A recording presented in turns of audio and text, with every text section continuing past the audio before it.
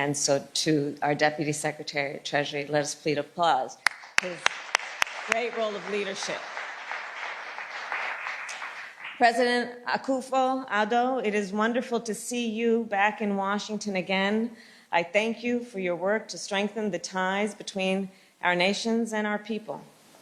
And to my dear friend, Cory Booker, Senator Cory Booker, thank you for always being a voice in the United States Senate on the importance of the U.S.-Africa relationship. And to the hundreds of young leaders from Africa and around the United States who are with us today, welcome. And thank you for your leadership and participation. So it is fitting that we gather here today in this magnificent and historic museum. The shape of this building is inspired by Yoruba art from West Africa. The metal lattice work that you see outside that surrounds the building is inspired by the intricate ironwork crafted by enslaved Americans and throughout, in particular, the South, but African Americans who were enslaved in the United States. The building and many of the collections it holds are intended as a powerful reminder of the brutality of slavery and of the intertwined history between Africa and America, including our ongoing connections. It is a reminder of the strength and resilience of the African American people and the contributions of African Americans to our country. Africa is the oldest inhabited continent in the world, and it is home to the youngest population in the world. So Africa cannot help but be in the future business. I strongly believe that the creativity and ingenuity of Africa's young leaders will help us shape the future of the world, and that their ideas, your ideas, and innovations and initiatives will benefit the entire world. The Biden-Harris administration intends to be right there alongside you, these young leaders, knowing it is the spark and determination of young people that will drive and move us forward. And we are particularly excited about this future, as we are to host the U.S.-Africa Leaders Summit this week. In the coming days, as well as the months and years ahead, our administration will invest our time and our energy to fortify partnerships across the continent. Partnerships that, importantly, are grounded in candor, openness, inclusiveness, shared interests, and mutual benefits. And overall, our administration will be guided not by what we can do for Africa, but what we can do with Africa.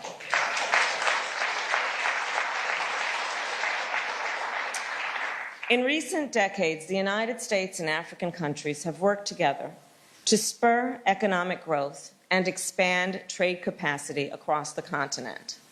We have worked together to prevent more than 1 billion cases of malaria and to help more than 22 million people living with HIV/AIDS. Since the beginning of our administration, the United States has invested and plans to provide more than $19 billion for public health and to combat COVID-19, $3.3 billion in medium and long-term agriculture and food security investments, $10 billion in emergency food security programming, and $4 billion in development. We are focused on working with the countries of Africa to address current challenges, as well as to promote long-term growth and innovation. Together, as we continue to advance our partnership in health, in development, and good governance, we are also addressing the need for climate resilience and clean energy, food security, access to finance, and digital technology. In the past 2 years, we have made important progress together, and we must, and we will, do more. Which brings me back then to Africa's young leaders. Just consider 60% of the population of Africa is under the age of 25. That is nearly 850 million young people on the continent. And by 2050, that figure will grow to 1.2 billion people. 1.2 billion young people. This represents an enormous potential for the world in terms of economic growth and for social and political progress. And so within the next 2 years, the Biden-Harris administration would have invested more than $1 billion in education and youth programming in Africa, which will allow us to further our partnership with African academic institutions and the private sector on education and research in science, technology, engineering, and math. And it will allow us to expand our signature program for African youth, the Young African Leaders Initiative, also known as YALI.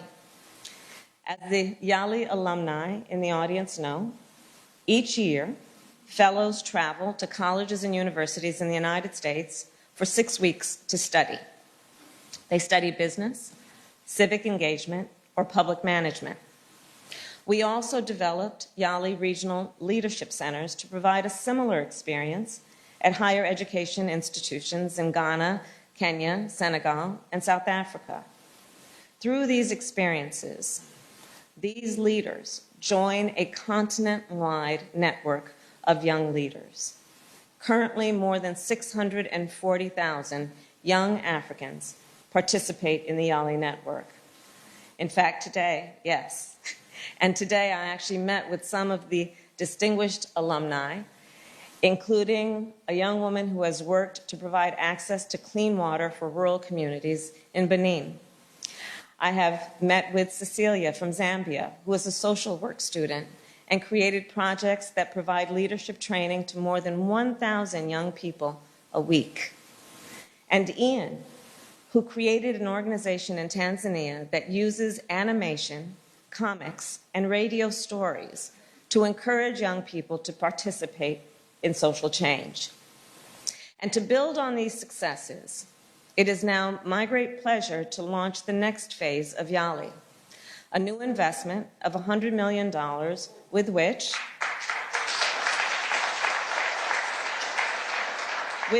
we will expand networking for alumni and connect them with social impact and business investors. And in so doing, we will continue to foster the ingenuity and creativity of young African leaders. These young leaders, the majority of whom were born in the 21st century, are coming of age on a continent with a vibrant spirit of entrepreneurship, from the tech hubs of Cairo and Nairobi to the incubators of Accra and Cape Town. African innovation benefits the entire world.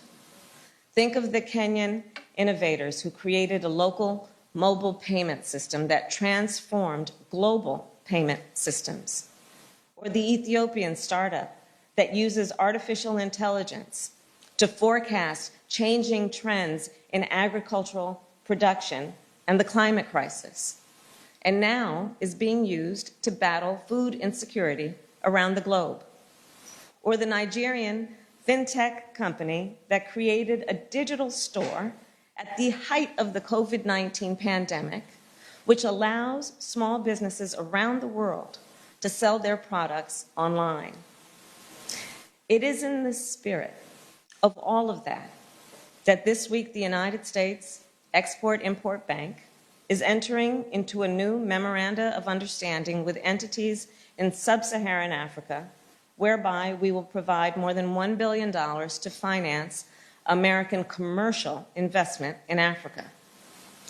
This, we know and believe, will create jobs and opportunities in various sectors, and in particular, the renewable energy sector, in agriculture, water and sanitation, and infrastructure.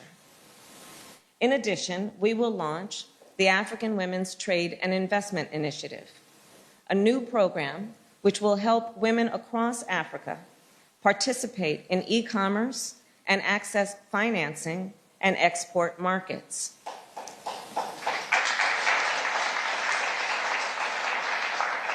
And that is because we all here know when you lift up the economic status of women, you lift up the economic status of their children, of their families, and all of society benefits. And so we will also then relaunch the African Women Entrepreneurship Program to provide microfinancing to women to support their ambitions and their aspirations. So, for example, Manada Kone, who owns a cashew processing factory in Burkina Faso, is an alumna of this program. She secured a contract as a supplier for Costco. And when she expanded her factory, she hired more women. She then partnered with Costco to invest in training cashew producers in other villages to help them reach the international marketplace. Another alumna of this program, Israela of Ghana. When she graduated from college, she couldn't find a job. So she went into her savings and started to experiment with cosmetics in her kitchen. She ultimately created a line of natural hair and body care products, and she now exports her products to Asia, Europe, and the United States. Her products are actually sold on Etsy and Amazon if you're looking for them.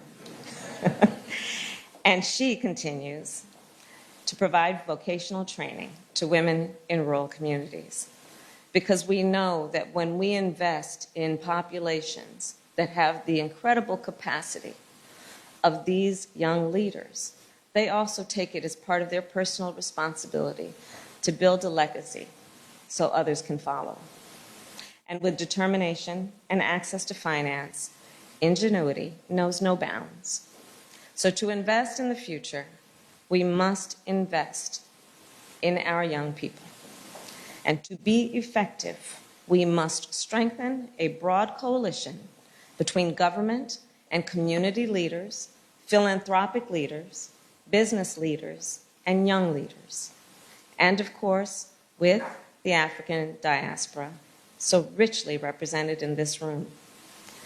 Today, President Biden will sign an executive order to create the President's Advisory Council on African Diaspora Engagement in the United States.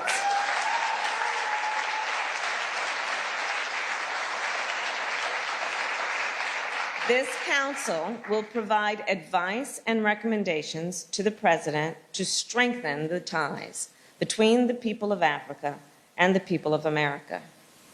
By working together, we can unlock growth and opportunity that far exceeds what any of us can achieve alone. But we must invest in this coalition. So let us work together to foster the spark of creativity and ingenuity in Africa's young leaders. Throughout history, in moments of uncertainty and change, the world has often turned to young people to help lead the way forward.